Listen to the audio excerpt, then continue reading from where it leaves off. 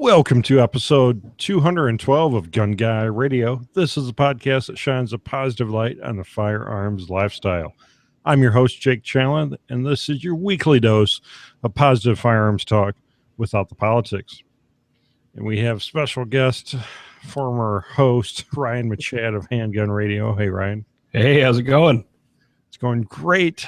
So we have a fun episode here. We have Plinking, backyard Plinking, talking about just having some fun with some 22s. So what's been up in your world? What's your week in review look like? Oh, well, for people who know me and my my hatred of the AR, or some people call it hatred, I actually have one now. Wow. Congrats. Yeah, my dad decided that he wanted to have a father and son AR, so he's like, if I buy it, you'll shoot it, right? I said, yep, yes, I will. So he went out, got a Smith & Wesson M&P 15, bought 1,000 rounds of ammo, and I went out and bought a few magazines for him. And then just this past week, I really don't like the quad rail forend. So I was looking around, and the Magpul MOE forend probably was the best option for me, because I just kind of wanted a smooth forend on it. But I did want the option to maybe mount like a miniature foregrip or something. So I picked that up and installed it, and I really like it. And then picked up a few more magazines. They were on sale for like $10, I think, the P Mags at Cabela's. So Very cool. Yeah, you can't go wrong with the Magpul stuff. yeah, I hear some people talk crap about it, but it seems pretty well constructed, and I'm not taking it into any crazy environments or anything like that. I mean, this is more of a range toy at this point, but it seems like it would stand up. Well, very cool. Yeah, my week in review, I've been looking, actually, I have a Smith & Wesson M&P 15 as well, and or sport. And I've been trying to think what forend, because I don't like that factory forend on it either. So I've You been have the Sport 2 or the first one? The first one, without Yeah. the dust cover and without the forward assist, which is the way all ARs should be. Yeah, the forward assist causes more problems than it solves. So I don't know. I was looking, maybe I'll just get a Magpul MOE for now, and because that's a good all around replacement foregrip so I haven't really and I am a novice in the AR world when it comes to accessories. I never really looked at them because I never had one. So I've been asking Savage and people who have experience with it, and I haven't really installed anything on it, but I'm kind of curious to see how easy it is. I think it's M-LOK, so I'm kind of thinking I'll probably just get some of those rail sections and put those on there, so that way I can just buy any accessory that mounts to a Picatinny rather than having to buy the M-LOK specific ones. Right. Yeah, the M-LOK is a really good system. That's another reason it's a good choice for replacing any stock forend, I think. Well, $30, you can't go wrong either. Right. Yeah, the price, you can't beat the price. And I actually just picked up a Vortex Spark 2 for mine. I don't think I mentioned that. I picked that up a few weeks ago to put a good red dot optic on it, and picked it up on Amazon, which you can use a Firearms Radio Network affiliate link to get your own Vortex 2. That's going to be my next purchase. So it was only $199, and it's a great, little red dot. Can't go wrong with it. Yeah, it's weird. My dad has a lot of trouble shooting the AR with the backup sights. He it's kind of weird to describe. He's right-handed. He shoots a pistol right-handed, but when he shoots a rifle, his dominant eye for a rifle is his left eye. So he always shot, like when he was on the police force years ago, he shot the shotgun and the patrol rifle from the left side. So he was ambidextrous, sort of, only because of his eyes. Right. And over the years, he had LASIK surgery, and I think over the years, the LASIK has kind of deteriorated a little bit too as well. So I think a red dot will help him. Yeah, red dot helps a lot of people with vision problems. My dad as well has had he had like a stroke in one of his eyes, and he had to shoot left-handed for years because of that. And then he had a stroke in his other eye, so he lost a lot of his vision. He's like a little bit worse than Legally Blind now. But with some of the red dots out there, he can still shoot a rifle, and he can actually still shoot a pistol both eyes open. So Right. it's really weird. He can't drive a car, but can shoot a gun and hit a target. So, but yeah, check out that Vortex. Really, any of the Vortex optics they're pretty good budget buys out there in the optics world. You don't have to spend big bucks anymore to get real quality mount for your gun. So Right. yeah, anyways, I mentioned that Amazon affiliate link, and you can bookmark firearmsradio.tv/Amazon, and every time you go shopping on Amazon, a small portion of that sale goes back and helps the Firearms Radio Network. So I really appreciate all you guys shopping with that affiliate link. Keeps us going, and you guys get to buy all the cool stuff you're buying on Amazon anyways, and it helps us out. So appreciate that. And Patriot Patch Company helps make this episode possible. We have I don't know, I should head on over to Patriot Patch. We have some new pre-orders. We had an Independence Day special here, and that's still going on for a little through this week if you're watching live, and trying to blow out some of the older t-shirt designs. Going to bring some new ones in, but we have It's Dangerous to Go Alone. Take This, the new patches, and we previously had them only 2 of them you could only get in a 3-pack, and now you can get the chainsaw one and the shotgun one. You can get those separately now. So if you go to patriotpatch.co, you can pick those up.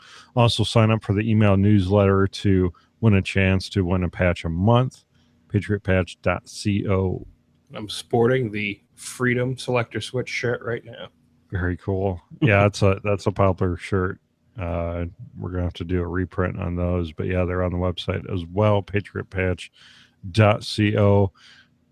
Main topic this week: backyard plinking.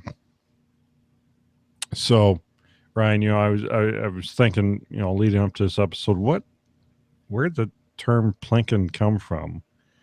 Well, I've always heard it as like going out back and not really, just kind of throwing a bunch of stuff out in the backyard if you have a nice backstop and taking shots at it. So, as for all things I want to find out about, I went to Wikipedia because it's always correct. And it's kind of funny. You go to this Wikipedia page for plinking, and it's got all these warnings at the top. It's like, this article section is in the process of expansion or major restructuring. This article has been nominated to be checked for its neutrality. This article needs additional citations for verification. This article may require copy editing. That means you can trust it. Absolutely. So I think, whoever, made this Wikipedia page up did a pretty good job. They say plinking refers to the informal target shooting done for pleasure at non-standard targets such as tin cans, logs, soda bottles, or any other homemade or naturally occurring target. In contrast to shooting done on an established target ranges, plinking is generally done at home, in a gravel pit, open field, or other private land for no fee.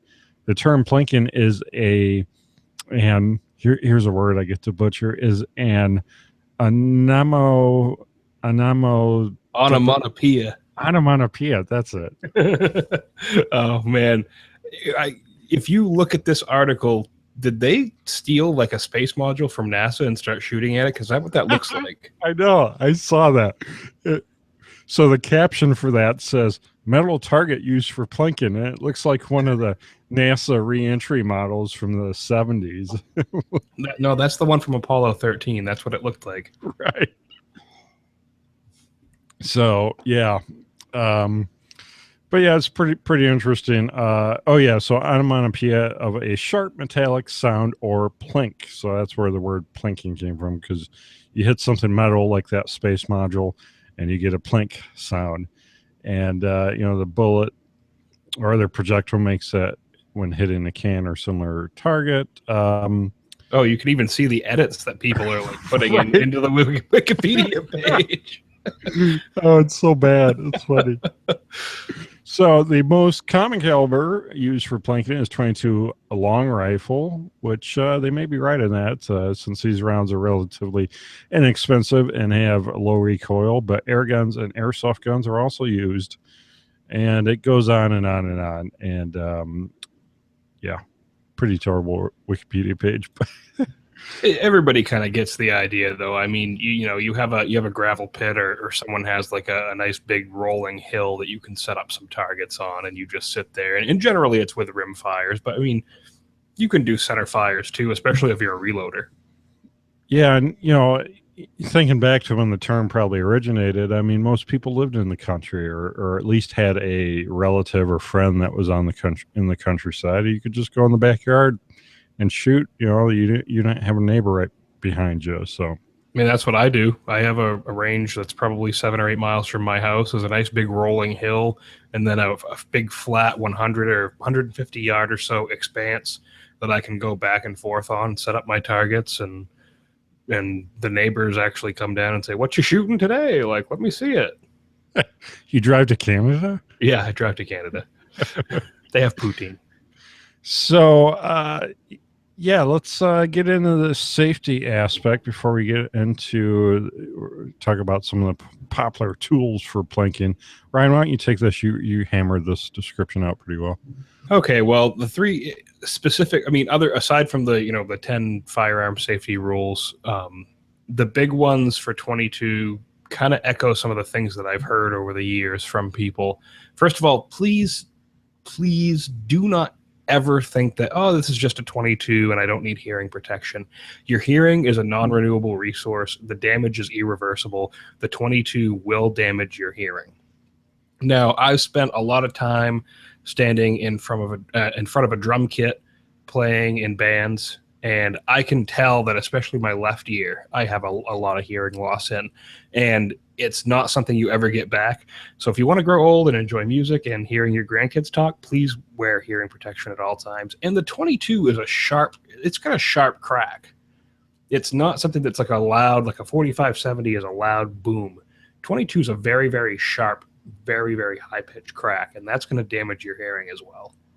Especially in shorter barrels, like Yes. pistols or some of the shorter rifles, and some of the longer rifles. It's not as nearly as bad, but I remember when I turned, I think it was when I turned 21, I wanted to buy my first pistol, and I bought a Walther P22, and I think up to that point I had never been around a 22 long rifle pistol, and I was really surprised how loud it was, because I'd grown up shooting a 1022 in the backyard and a Springfield bolt action, and it was so much louder. I'm like, how can this be? It's the same round. Well, and you never know too, because I was wearing some electronic hearing protection, and a friend of mine brought out, I think it was a 41T target rifle. I think it was a Remington. It was a single shot. There was no magazine. It was a bolt action, and it had one of those globe sights on the front. And the barrel was so long that the shot was not triggering the electronic circuit on my hearing protection. So it was that quiet. I think my air gun was probably louder. Yeah. But you just never know. So don't take the chance, because you can damage your hearing pretty badly. So yeah, let's talk about, and the other safety aspect I think I want to talk about here is that just because you're plinking and stuff, you still gotta realize what's I'm swatting at flies here. What's beyond your target? Because it's not necessarily going to be a range like we were talking about, where you have a berm and everything. You might be shooting it into a farm field, which a lot of times it's okay, as long as you got lots of land and everything. There's nothing out there, or maybe you have a hill out there, and you know for certain what's beyond that target. And I've always said that I think people say, oh yeah, the 22 is killed more people than any other round, and I don't know whether that is true or not, but I think that maybe more people have been killed by the 22 being careless with it, not giving it the respect it deserves, because they might think, oh, it's just a 22, it's a toy, it's like a glorified BB gun, and it's not. It's still Right. a very, very dangerous round. Right. I've heard that statistic as well, that 22 is the deadliest round in America. And that may be true, but it probably has that reputation for a reason. I kind of wonder if it's because popularity alone. I mean, Right. you know, and that goes into carelessness too, because it's so popular. You inherit, and people inherit an old, 22 revolver, and they just throw it in a drawer, and they may never, not even clear it. They're just like, oh, I got this gun. What do I do with it? And someone picks it up later on and has a negligent discharge of some sort. Right. So yeah, let's talk about some of the popular tools. A lot of us may have started out plinking with a BB gun in the backyard, like a Red Ryder or something, shooting pop cans, or even a pellet gun. So you don't necessarily have to have a technical firearm to enjoy plinking. That was my first one. I think I had it looked like it was a Crossman, kind of a copy. It was all metal of a 1911, and it had this big cocking piece on the back, and it looked like a long slide 1911. It was a single shot, and I don't think the BBs went out fast enough to even puncture like a soda can, but it made it work. Right. Yeah, I had when I was pretty young, I had at my grandparents' house, I had a Red Ryder BB gun that was just something I found in the basement. It was like my uncle's or something, and that thing.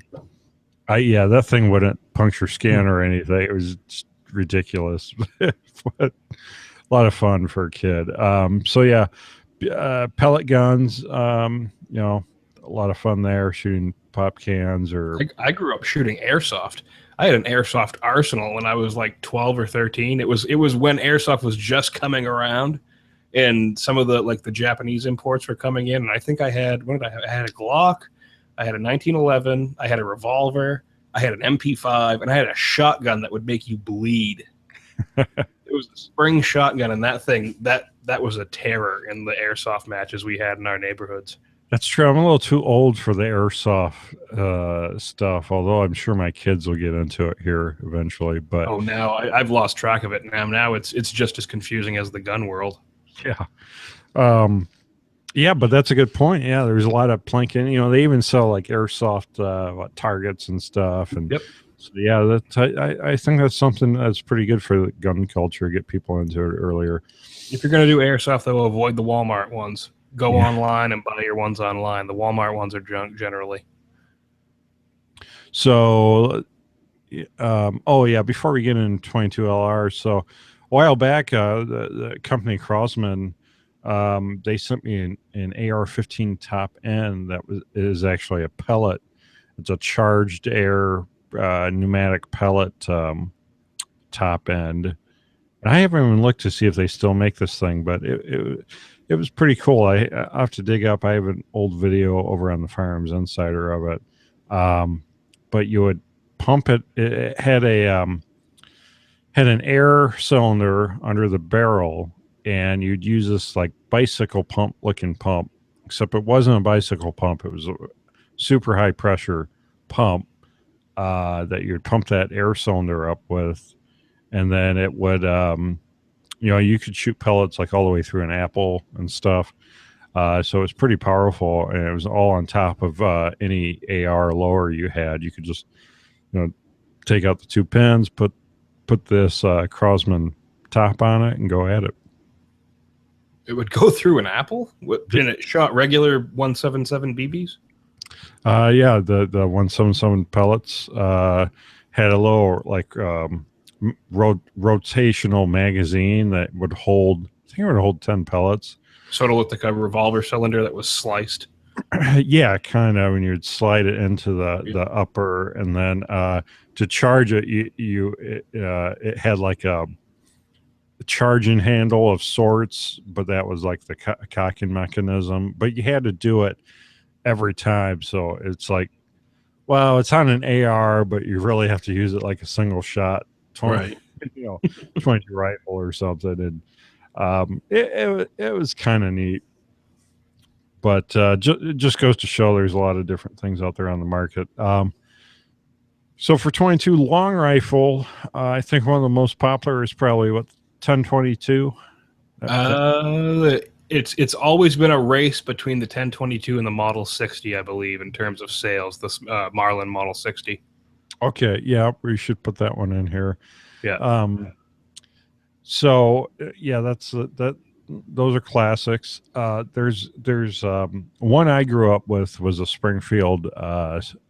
Besides the 1022, was a Springfield. I think they called it a 69R or something, but Yep. it was a bolt action, and there is a lot of variations of them. I think an earlier model was like the 67, but Springfield had a lot of these old bolt action 22s that range from the early 1900s all the way through the end of the century.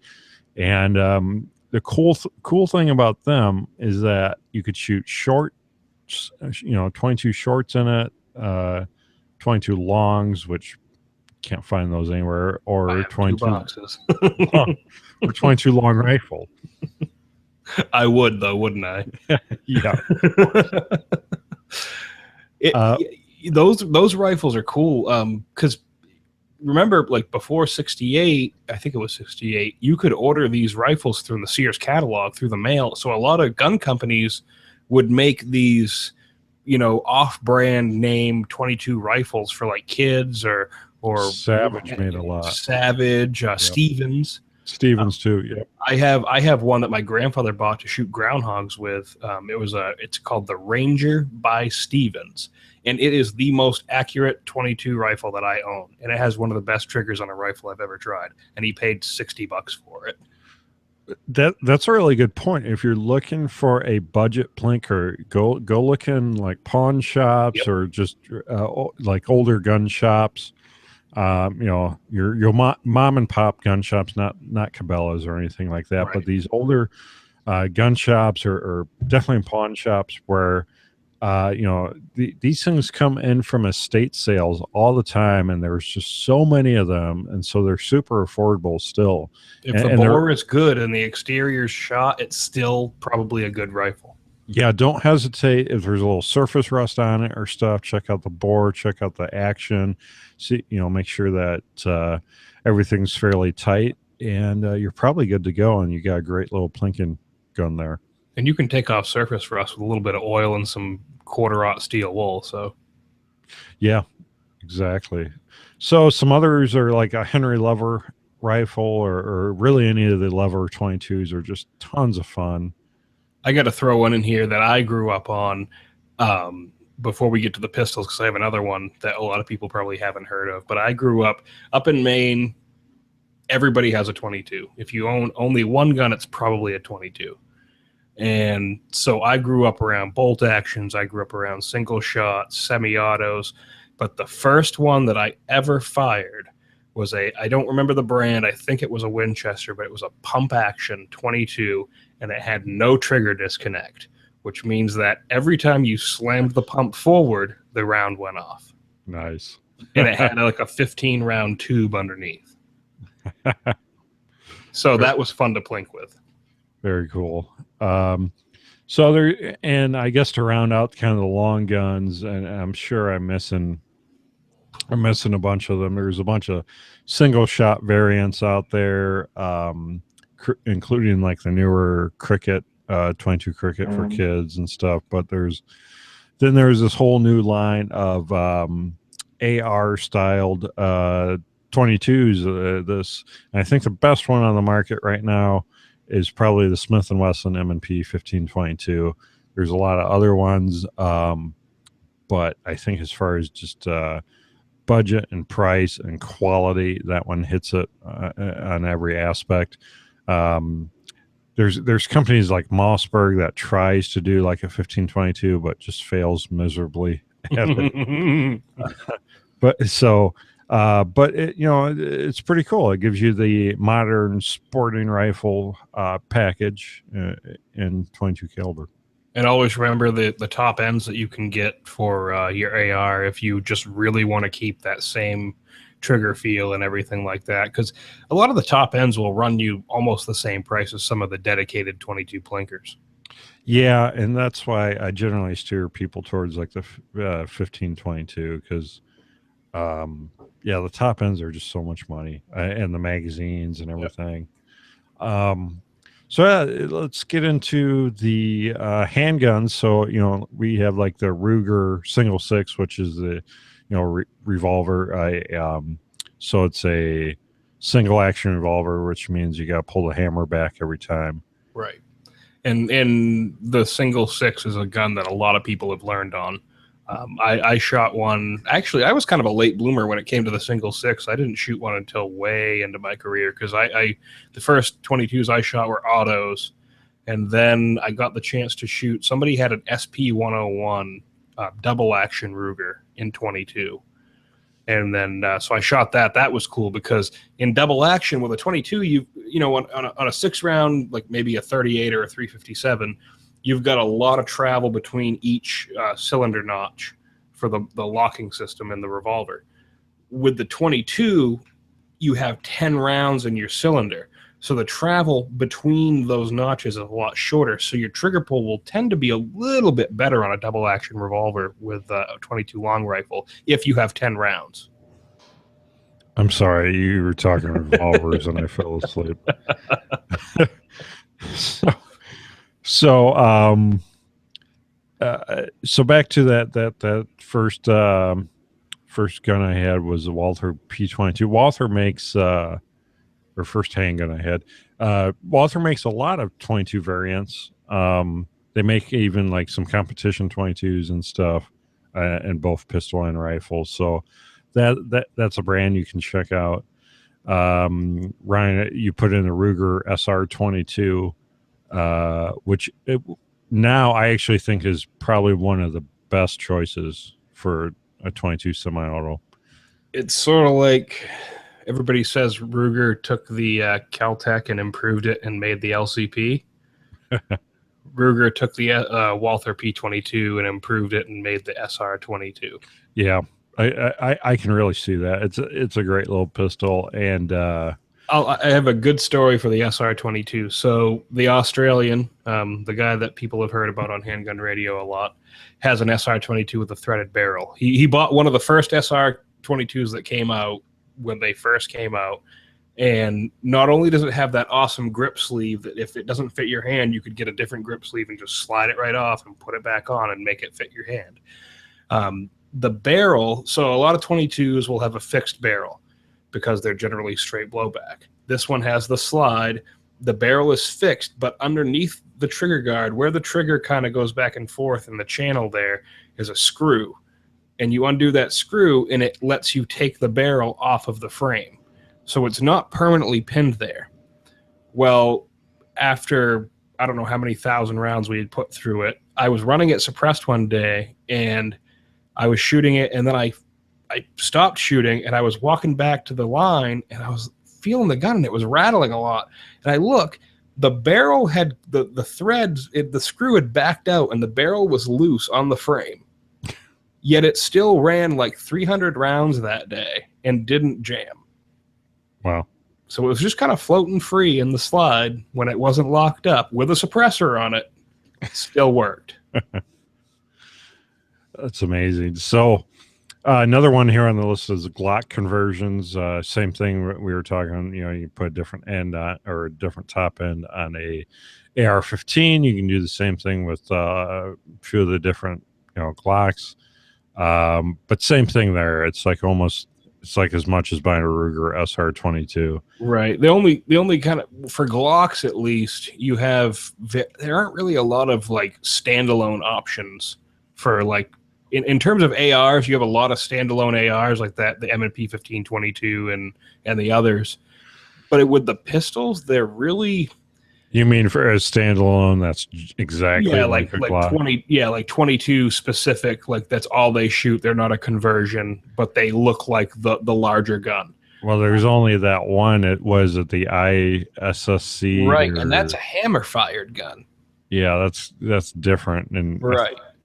Didn't they get sued by Glock or something? I think so. Yeah, they were. I think they were an importer. And then the one good option I will say though, Umarex is coming out with a bunch of 22s that look like the larger centerfire guns. And my friend has one of the M&P pistol 22s from them, and that thing has ran just like the SR22 without any problems whatsoever. Yeah, Umarex is a good brand. They make a lot of 22 clones. Right. And Uh, all the ones I fired from them seem to be good. I mean, they may feel a little bit cheaper, but they're not meant to be super high end, expensive center fire handguns either. yeah, that's something I didn't even put in here. But if you want like an M&P 22, any of the quote unquote assault rifles, you can get a lot of them in 22 clones. Right. Even isn't there even like a Sturmgewehr? There is. Yeah. ATI makes that. They make a MP40 22 with a fake suppressor on it to make the import points, Well, the M&P and also to make the also SDR has, laws. yeah, the M&P also has that fake suppressor on it. So, Right. Yeah, those are, very well suited for just planking, not much else. Yeah. You put in one here I like, that the 80% size 1911s, Browning and what's the other company that has those now? Well, Rock Island has their little baby rock and 380. Yeah, that's. Oh, is that one 380? I thought. Yeah. Okay, so Browning has both. Browning has the 1911 22, and they have the 1911 380.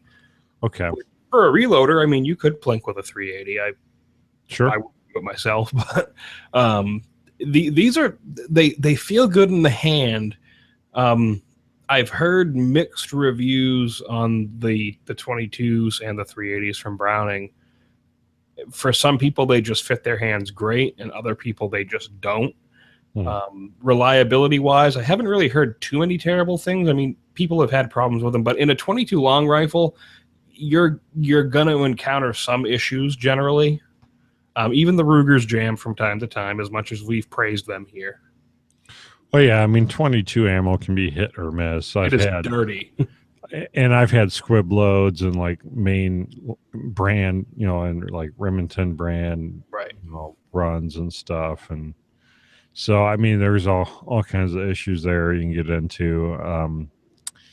So I don't know, anything else rounding out the pistols? Just to avoid the cheaper ones.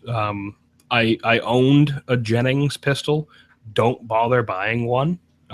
The smaller, cheaper 22s, the generally just avoid them. They're not worth your time. I mean, if you want to collect them as a curiosity, that's fine. But if you take them out plinking, you're probably just going to have more hassle than really enjoyment. So let's get into target types. I don't think I put any in here. So Ryan, why don't you take it away? Balloons are very fun. Generally, so how do you set those up? Well, I would usually take a sawhorse and put like a piece of board above it with a staple gun. Just blow the balloons up, not with helium or anything. Just blow them up and tie them off, and staple the ends of the balloons to the board, and then shoot them that way. Or you could take and staple them to the front of the sawhorse and fill them with water. So either way, they're reactive targets. That's the key. Plinking and shooting with 22s.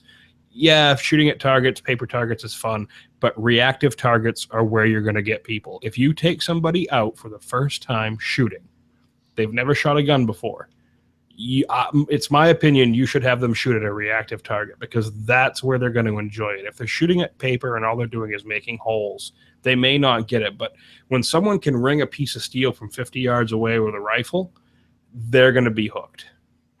Well, you nailed it. Reactive targets and balloons. That's why I hire the clown that's already holding the balloons and just have him stand out there. No, don't do that. Yeah, steel plates are great. And when we say steel plates, we mean shooting target plates that are made out of hardened steel. And it's not that expensive to get into either. Right. You can get, especially rated for 22s, you can get them at a very good price. I have a 8-inch steel plate that I use for almost all my shooting on my YouTube channel. And I use a shepherd's hook that I bought from Walmart for $5, and I think I paid $23 for the plate and $8 shipping. So total, I have $35 in it, and I have a target that sits in the back of my car. And whenever I want to go shooting, I just grab my guns, hop in my car, go to my range, spray paint the target, and I have a target. So You're not worried about that flinging back at you? nah. You mean the steel, the bullet hitting the steel? Yeah. No, because it swings. So if you actually look at the base of the target, you could see this line where all the jackets and everything have hit the target and splattered downward, because the target has to be free swinging. If it's not free swinging, it has to be angled with the top of the target towards you and the bottom down. So all the rounds, when they hit, are going to be directed downward. Right. I've it's a mini IDPA plate I shoot at, and it's on a stand, and it's angled down, right? So I can shoot pistol at, and you can see just a straight line through the grass of where all that hits. And actually, Dustin Ellerman has a really good video of him shooting at a plate that's standing in water, and so in real time, you can see that line of jacket just hit the water in a straight line. It's pretty cool. And the reason you buy proper steel is because if you just use cheap steel and it's crap and it gets pitted and dented, that's when you're going to have the potential for ricochets. I know somebody who was shooting at a plate that was well past its useful life, and they were catching fragments of bullets back at them from like 15, 20 yards away. Right. And we were joking about shooting at the space module earlier, and I know I've been guilty of shooting at like old steel gas cans and stuff like that in the past, but that's pretty risky, because you could have fragments come back from any of that stuff. That's any of that soft steel. Any non-hardened steel can divot and fragment and fly back at you. Golf balls are a fun one. Absolutely. Yeah. Golf balls are a lot of fun. And I think a trick for golf balls is to buy a bag of golf tees to set them up on. So they're standing up out of the grass, because, even if you think the grass is mowed pretty short, it's probably still too tall for shooting golf balls, because they tend to drop down in there. But you get a big bag of golf tees for not much at all, and they'll fix that problem. Expired eggs. Now this is one that's probably weird, but I mean, hey, if it's coming up to a Saturday and you look in the fridge and your eggs are past the date that they're good for you, then why not take them out? They're reactive. Well, sometimes you can buy eggs super cheap too, because I'm not past wasting poor people's food. That's terrible. Old burnt out light bulbs. I'll save you on this one, Jake. Old burnt out light bulbs work too. You remember the old, not the ones that you have now that the government mandates you have, and you have to call the hazmat team when they break, but the old ones. Right, not the CFLs, because those have mercury in them. Yeah, don't shoot those. But the old ones, if you have a bunch of them and they keep burning out, save them. A few of them may break, and that's fine, but those are really great too, and you can use a drill with a big cutting bit to go into like a piece of board and just set them right in there. Then you got cleanup, though. That's cleanup. The easiest thing for cleanup, and this is the thing, we have a public range here in Maine. I don't go to it anymore because I got muzzled too many times. But the other reason is they shut it down because of this, or because of that, and apparently someone shot over the berm and it went to somebody's house. Place all these targets over a large blue tarp for easy cleanup at the end of the range session. You need to always leave a clean range. Well, some people are fortunate enough to like out west, they got BLM land and stuff, and so even some of the garbage dumps, you can just go in the garbage dump and hey, clean up, all done. Don't even need to bring targets. Right. Um, so let's see what else we got here. Playing cards. That's a Yeah, good choice. Yeah, yeah. Get a nice big flat piece of cardboard between two stakes and staple the playing cards to it, and you can well, play and that's poker. so. And here's a great tip: if you want a bunch of fun, cheap targets to shoot that you're just gonna throw out and not waste a bunch of money on, just stop by the dollar store on your way to the range, because there's you can get like little army men. You can get there's so many Yep, cheap, super cheap targets at the dollar store that you can pick up and shoot, and use Ryan's tarp idea, and makes cleanup super easy. absolutely. So what else we got? Pop cans Yeah, full of pop pop. cans. You can get the cheap like Sam's Club or Walmart, like what do they call Dr. Thunder or something like that. And Right. yeah, Right. Yeah, the El Cheapo pop. You can um you can even you mentioned grocery store earlier, the eggs, or maybe I did. Um maybe you could stop by your local supermarket, because they're always throwing stuff out, expired stuff. Maybe you could get some stuff free. yep, Think creatively. A lot of people will just make their own targets, whether it's tacking up paper plates or cardboard boxes. Just be creative. Look through your recycle. What do you recycle that you can shoot that won't make too much of a mess? Something I used to do is I would take all the old milk jugs and like orange juice jugs and stuff like that, fill them with water, and put them in the deep freezer, freeze them, and then take those out to the range and shoot them. And then you'd have these big chunks of ice flying everywhere that you could keep shooting as they break apart. right. So that was a pretty good reactive target. And then there's also all kinds of targets that you get those uh, like rubber. I don't know what they are. Neoprene. They're not neoprene. They're like a rubber ball that you can the bullet like will go. Oh yeah, the self sealing. Yeah, a self-healing ball, rubber balls that you can shoot. You see them in like Walmart and Yeah, like farm stores, and they'll skip along the yard, and you can have fun with those. Another thing we do at our range is we have some bowling pins. Stop by your local bowling alley, because you know what, they replace those pins fairly often, and you can buy them for $1 or $2. And they're hard. They're made out of hardwood, so they last a really long time. bowling pin shoots used to be all the rage. Right, and so you can set them up and shoot them down, and they're a lot of fun.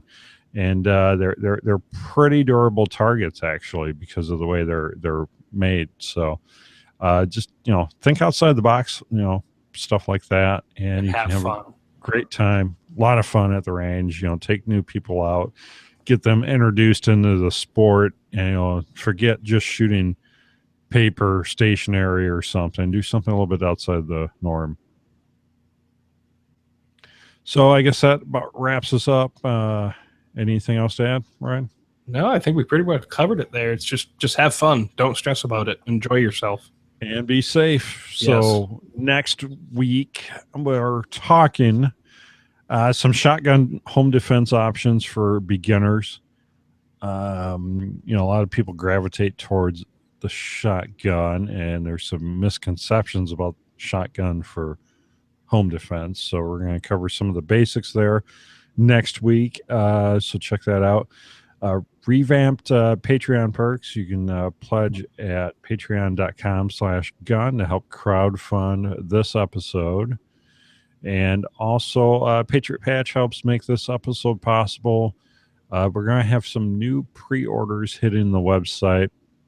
We have I call them the summertime brew patches. They're based on some of the popular beer labels, where we have the Pistola patch, Pistola Extra, brewed by Patriot Patch, or the short barrel rifle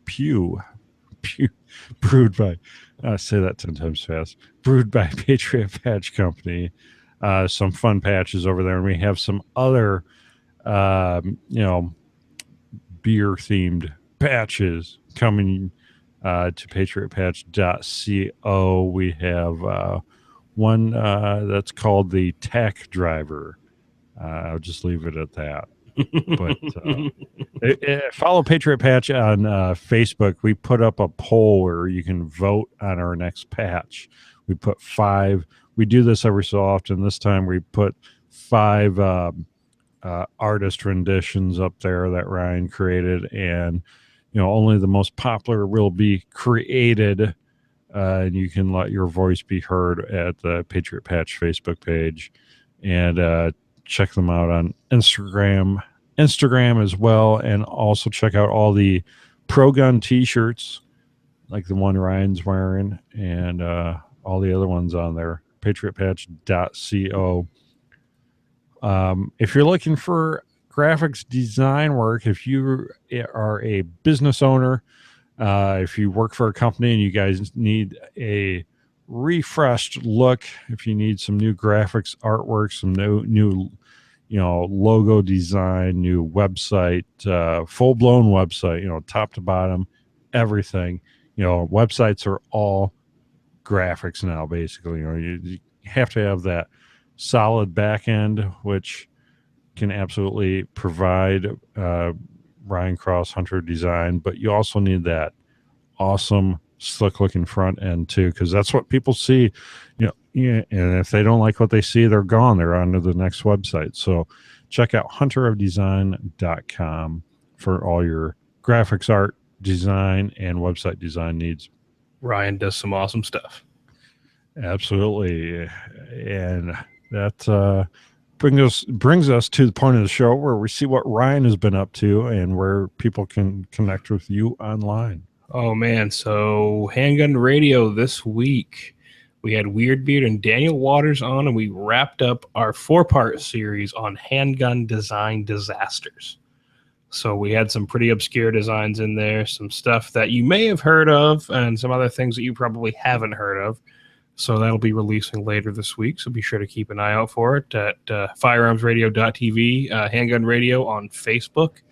We have a page over there, and we have the Handgun Radio discussion group as well. So lots of, I know Daniel is sharing patents over there pretty much 4 or 5 or 6 a day. So if you are a gun geek and really want to learn more about that stuff, be sure to go over there and check that out too. You're on Instagram, aren't you? Yes, Handgun Radio. Okay, cool. So remember to subscribe on iTunes or however you listen to any podcatcher app. iTunes and the Apple Podcast app has been giving a few people issues, so feel free to check out some of the other podcatcher apps out there. We have a direct link on firearmsradio.tv to the Pocket Cast directory, which has all of Firearms Radio Network shows on it and everything, so you can get them all in one place. Check that out. And please consider joining the NRA and Second Amendment Foundation. And don't forget to check out all the other awesome shows here on the Firearms Radio Network. And also shop with the Amazon affiliate link. Bookmark that URL, firearmsradio.tv/Amazon. Well, thank you, Ryan. Appreciate it. Absolutely. Anytime. And that's a wrap. We'll see you next week.